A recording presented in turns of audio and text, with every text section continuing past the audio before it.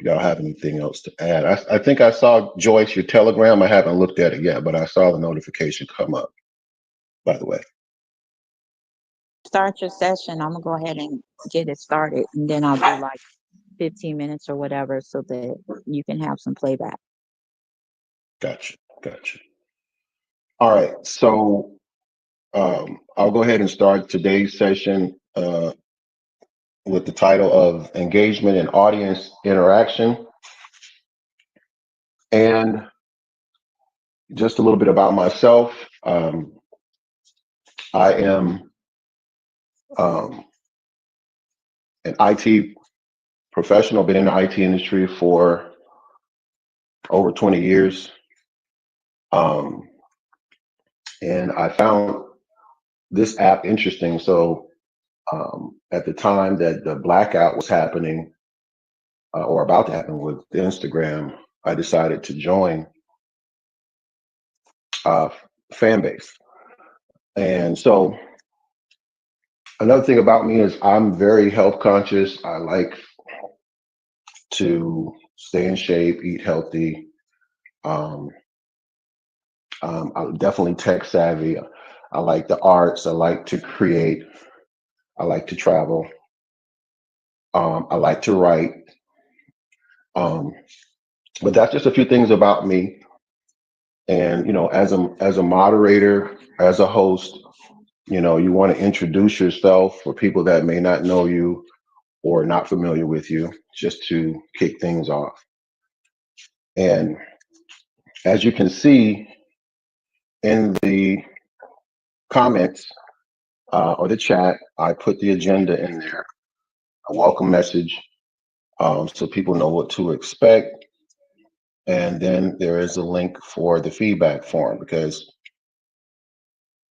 feedback is always good, whether it's critical or whether it's supportive.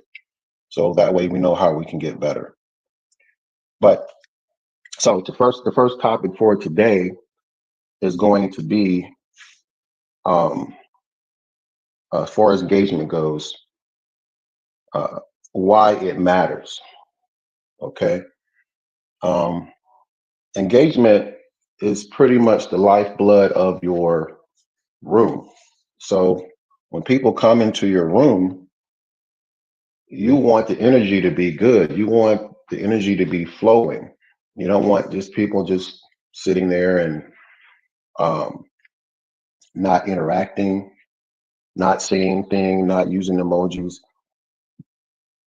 So you set the stage, you set the tone, you set the environment, um, you set the expectation for the room. Um, so you want to keep the audience present and involved. Uh, your co-mods can help with that as well.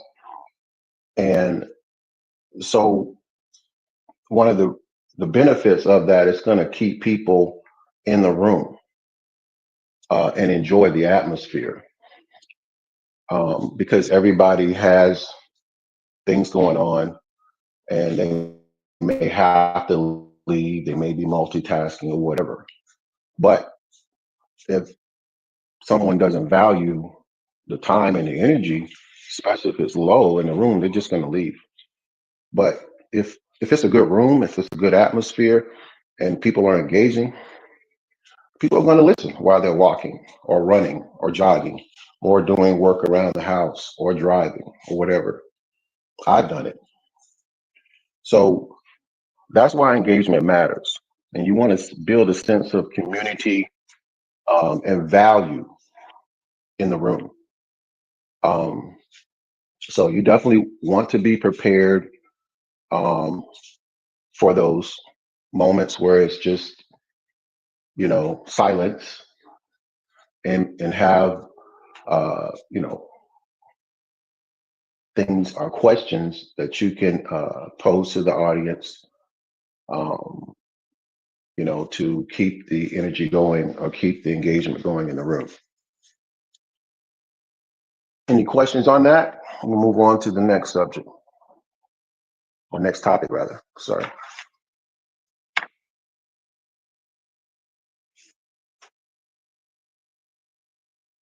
All right, we'll move right along.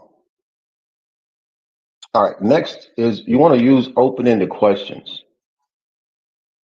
Um, and of course, the reason you want to use open-ended question is you want that feedback not to be just one word. The open-ended questions start with how or what, or tell me about, you know, those types of questions um, will definitely get the audience or people that are on the stage to give you, an answer with substance or detail. Um, and always have backup open-ended questions. Um, Again, just in case um, the room gets silent. You can use also examples like, what's your take on XYZ, or how did that experience feel? But definitely avoid the yes or no questions, unless you're like taking a poll or something. And you're taking a poll, you've discussed the topic, and you want to get a poll of people that um, either agree or disagree, or oppose or approve, either a poll or in the chat like they do in the tech talks. You put a one in the chat, or a two in the chat, or use an emoji. We're trying to gauge the audience, or get a temperature of the room. But definitely opening the question keeps the energy flowing, and but it also has potential to throw the room off course as well, because it can lead to a rabbit hole, a different topic or whatever. But um, that's a whole nother subject. But okay, so that's it on the open-ended questions. As far as engagement goes, it's real short and sweet, simple, um, self-explanatory, and it definitely is a important piece of engagement.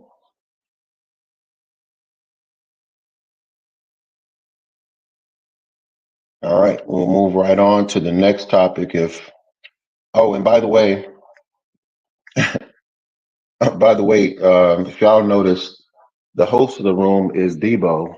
Is That's my mastermind. I created a second profile just in case I lose, because I had the experience of losing uh, losing the chat or the app be apping. So I created a second profile, and so that's Debo. And I might sometimes switch back and forth. But yeah, people are probably wondering who's that. But yeah. So moving right along. The next one is audience check-in. All right. So if you have people that um, have questions or thoughts, you want to check in with your audience, um, periodically throughout the session or the room, whatever the topic may be. You want to invite thoughts using a specific emoji, because everybody can't talk at once. Um, or like we normally do is the blue dot. Um, or if you have people in the basement that are not on the stage, and they can use the hand raise or an emoji as well if they wanted to share a thought or reaction to the topic. Um, as a moderator, as a host, you want to also um, create a pause, um, you know, for responses, give people room to respond, because so often, we have spaces where the conversation is flowing, and right after someone speaks, another one responds. Right after someone speaks, another one responds or reacts.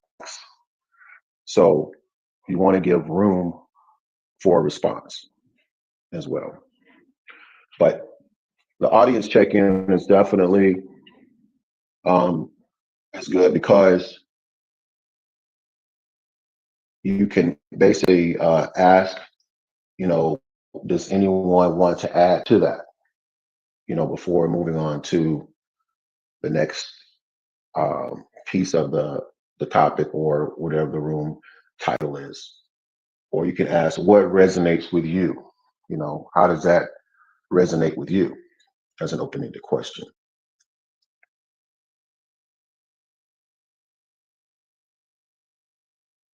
All right. So no questions on that. We're going to move right along to celebrating participation, right? So, of course, when we have a room, you want to make it a safe space. You want to make people feel welcome. You want to encourage engagement.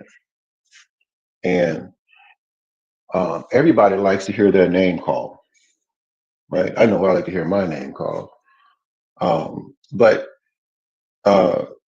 you want to acknowledge the speakers by name, or a PTR, whatever they have, and just celebrate their participation. Thank people that contribute um, for their input. Um, and that definitely makes people feel valued, and heard and seen.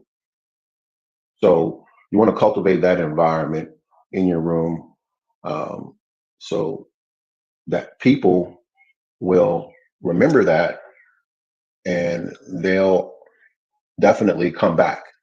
So that's part of the retention piece. That's part of your brand, where you provide a safe, welcoming environment um, all the time, or consistently in your room. And you want to repeat any key points made by the audience. Um, and that's always important, because um, you may not remember who said it, but you'll remember the point. But it's even better to remember when you remember who said it.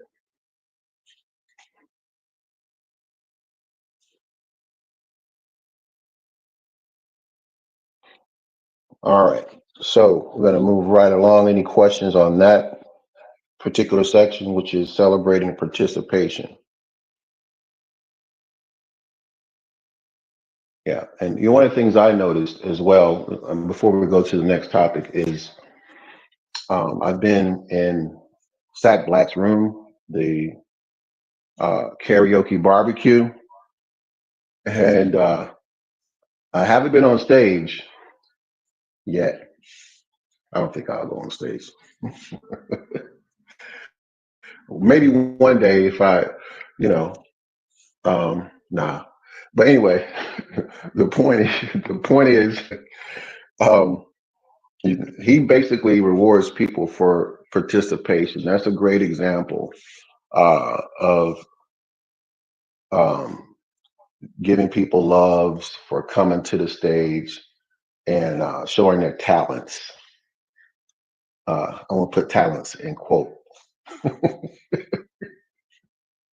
Um, but I will say he's gotten better. I've been to his barbecue for the last few weeks, and this last time he had a big crowd. I don't know how it's been before, but he had a couple of mods on the stage with him. So he basically simplified his process, because before it was just him, um, bringing people up, and then let them do their thing. But he was the host, and then his co-mods brought people up, and I really liked the way he managed his room. It was effective. I didn't stay all night, but I always like to, drop in and listen uh, to see who can sing and see who can sing as far as karaoke goes. But I'll move right along to the next topic. Um, is encourage listener to speaker flow. Um, yes, so you want to encourage listener speaker flow by making a space for new voices to join, right? So you want to give people that don't normally engage in conversation or the conversation or haven't engaged in a conversation um, the opportunity um, to join. Because one thing I've noticed is, um, and again, this is my experience, 4 months, not very long. Um, when you come into a room and you have your regulars, right? They will suck all the air out of the room. You won't get a chance to speak. You might raise your hand or whatever, but it's on the mods and the host to recognize, you know, the room and to add balance, right? So we want to give new people, if they're encouraged, if they're confident enough to come off the mic or come to the stage and join the conversation. So you always want to, um, you know, periodically put that out there, gently invite passive listeners um, to join the conversation. With something like, if you feel called to share, if you want to join the conversation, come on up or come off the mic, um, that type of thing. Um, and another way is, keep the temperature, the atmosphere welcoming in the room. Um, that way people feel safe um, to, share their experience, their thoughts, their opinion, their facts, whatever it may be. Because you want to have the atmosphere that everybody voice everyone's voice matters, right? Not just the people that talk the loudest or talk the most, right? So you want to have that balance. Be aware of that as a host, as a moderator, to keep the room balanced. Um, and you want to reduce barriers. Keep make sure that there is no, we'll say, disruption. That make people feel like, well, no, no, I'm not going to say anything. Um, there's no trolling, nothing like that as well. Because for some people, if they're new to the app and they come into a room and they see, that might be their first impression. And that could either um, keep them coming back, or they may never come back at all. I mean, I think first impressions matter, but you have to go to several different rooms over a different span of days, because you'll catch different people sharing different information in different crowds. Um, but yeah, so you definitely keep that in mind with the new voices, new listeners. All right, so no questions on that topic. We're going to move right along. We got about two more topics and then we'll wrap up. Um, the next one is something I hear a lot, but it's like when you first come into the room, it's called read the room. This was the next topic. So um, you want to definitely, while you're in the room or space, notice as a moderator, as a host, notice the silence, notice the drop off of people that are in the room, notice signs of engagement. So um, as a manager of the room, you got to always be aware of these things. And you then adjust the pace, adjust the tone, adjust the format accordingly. So you may have to switch it up. If you're on a very contentious topic or maybe not so contentious topic and you want to get more engagement, you have to adjust the pace and the tone um, of the room. But definitely be able to um, look at the bigger picture as far as who's in the room, how many people in the room, the topic, who's engaging, who's not engaging, so on and so forth. Um, but pivoting is definitely crucial. Um, at any point in time, the room can change, so you have to be prepared to pivot if you need to pivot, and that comes with being able to read the room and see who's doing what.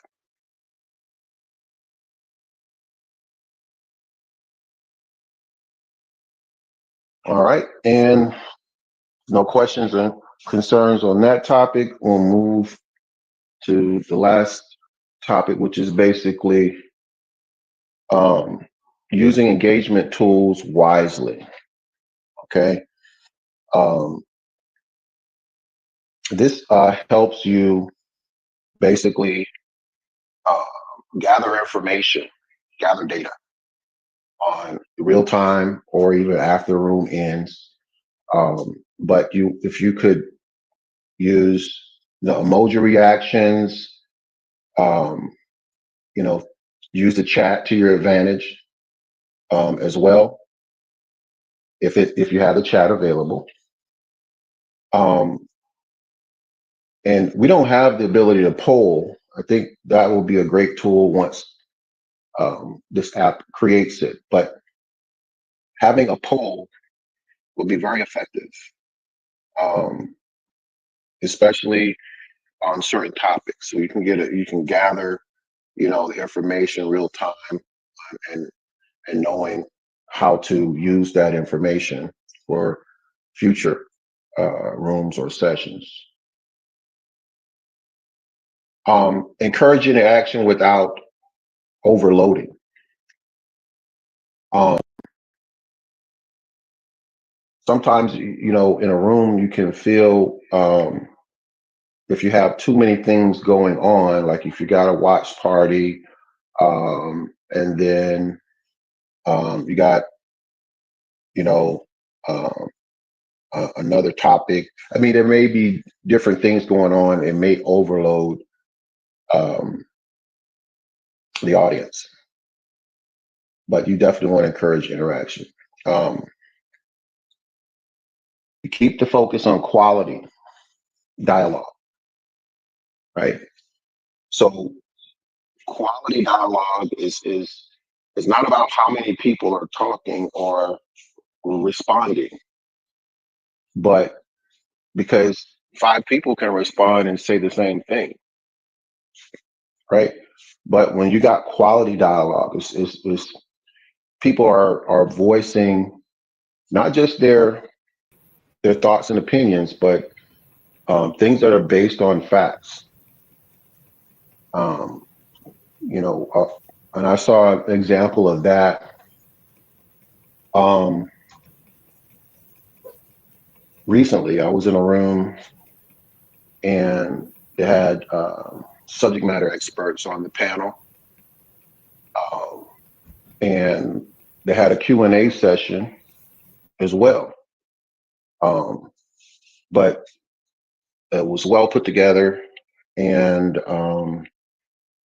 it was productive, and there, you can definitely take value away from it. It was a quality.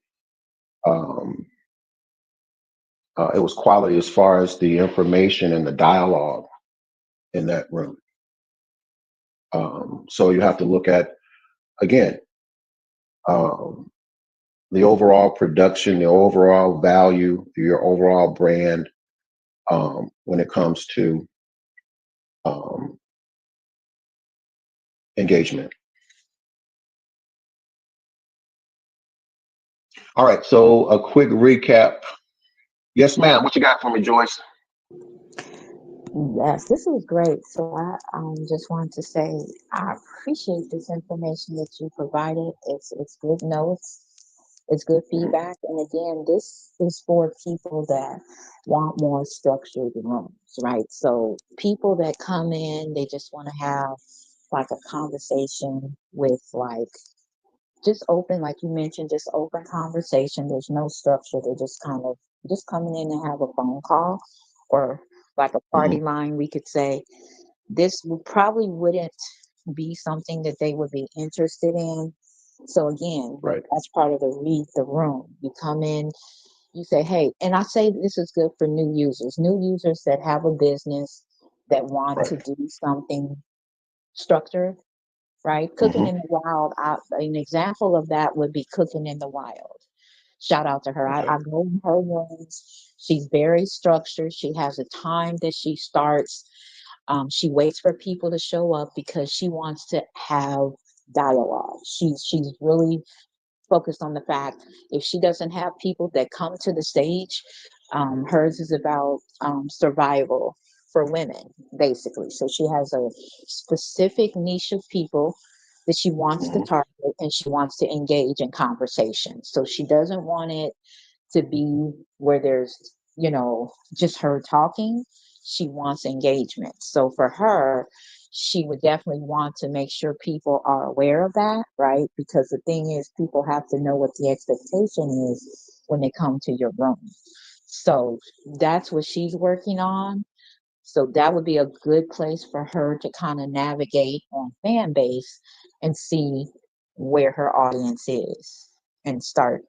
She's consistent though. She does it every week on Saturdays. And so um, I think that she's one of those that I would really love to see her in like something like Mod Nation because this is her Awesome. first go round. She's been on the app maybe 3 months.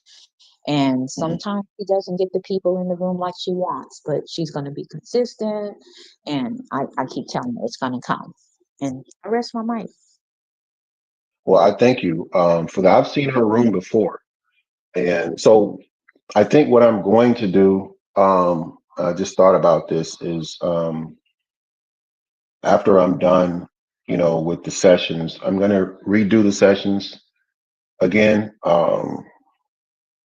and that way we can either catch people that didn't get it the first time or second time, and then have a way to record the sessions and replay them back that weren't recorded the first time. But yeah, I've seen her room a few times in the hallway, and you're right. It is for new people that come to the app and people that may come from Clubhouse, you know, that are familiar with the environment as well as far as audio rooms. But I agree, it is for people that are already here as well that have been here that want basically a new way of doing things.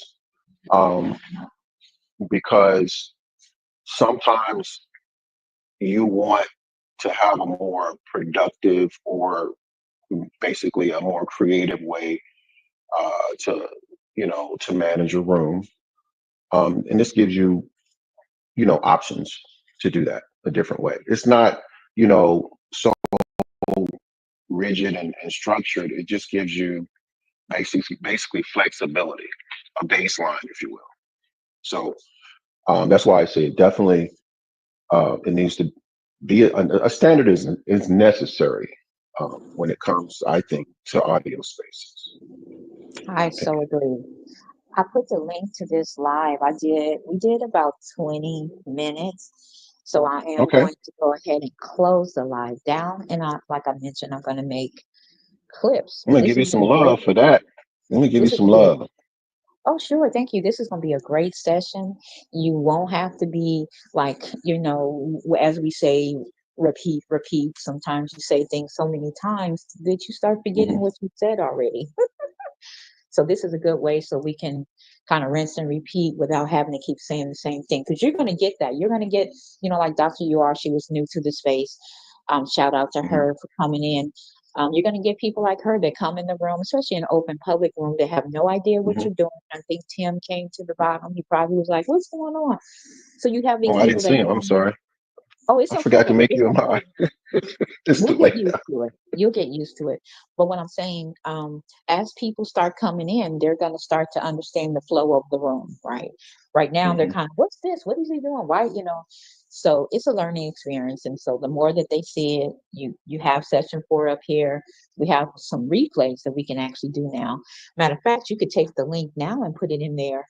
If you do put the Hmm. link in there, it will echo, so I'll probably be on mute. But you can Hmm. just play the watch party. It should still come up. The link is in the chat, and I think I put it on the profile that you're talking to. I put it in that inbox, in your inbox as well, whichever Okay. way is easier for you to pick it up. But I'm going to mute. I, I appreciate that. Thank you so much for that. Um, so yeah, I uh, definitely um, want to thank Dr. UR for stopping by. I know that she is a staple on this platform, if that's appropriate word. But I appreciate the love, appreciate the listening. Something else I was going to say, but Joyce, definitely appreciate that. I will check out and probably going to run that replay at probably not right away because after this session we've been running for about an hour now, almost. Oh, I was going to say last week, Joyce, we had like 12 or 13 people, not last week, but the week before. So we had a good crowd the week before on session 3. And um, so just a quick recap. I'm not going to hold you all long. Um, engagement is the topic for today for session 4. And that it pertains to your room, to your audience, to interaction. And just recapping what we've talked about, engagement builds energy and it builds loyalty. So when you're engaging, you're being intentional about how you want your room to feel when people come in, right? When people visit, people might not want to come on stage and join the conversation, but they might just want to listen and gauge the temperature of the room. So engagement builds that energy, builds that atmosphere, and it also builds your brand so people uh will will enjoy stepping into your room, but like what type of experience they're going to get each and every time, right? And then involving the audience regularly and sincerely, right? So you want to be consistent in engaging everybody in the audience, whether they're on stage, whether they're in the basement. you know um, they came to your room for a reason, so engage them sincerely, respectfully, professionally. Um, and then listen as much as you got. That's important. Listening is to me one of the key ways to learn, because you can't learn anything when you're talking. You know, uh, there's always this what is it called, when you listen to respond, you're not really actively listening. Um, but on my time on this app, I've listened a lot and I've learned a lot. Um, some things I already knew, some things I didn't. But that's the key. Nobody knows everything. And when you have people on here sharing their experiences, this is a very powerful way to engage. So we have to respect that, and give people the opportunity to express that as well. Um, so that's the recap. And I want to basically take this time out to give y'all an opportunity to give some final thoughts, and then I will basically, you know, go into the next session. Basically, is going to be session 5, handling disruptions in difficult situations. So that'll be next week, probably on Sunday, Saturday or Sunday, most likely Sunday. But normally I post a story um, uh, at the at the top of the app, letting you know the date and time um, when I'm going to do it. But if you haven't already, join the camp, share the camp for people that you think would benefit from it. And I appreciate that. But want to give you opportunity to give feedback as well. There's a link or form in the top of the chat where you can click on that link, look at the topic for the day, and submit your feedback, which is appreciated because we always want to know how we can be better. But yeah, as far as the topic for today and recapping, engagement and audience interaction, are there any final thoughts? This is just my final thought, Esther. I appreciate all that you bring to fan base. Another way we are being you without limits. We are signing out.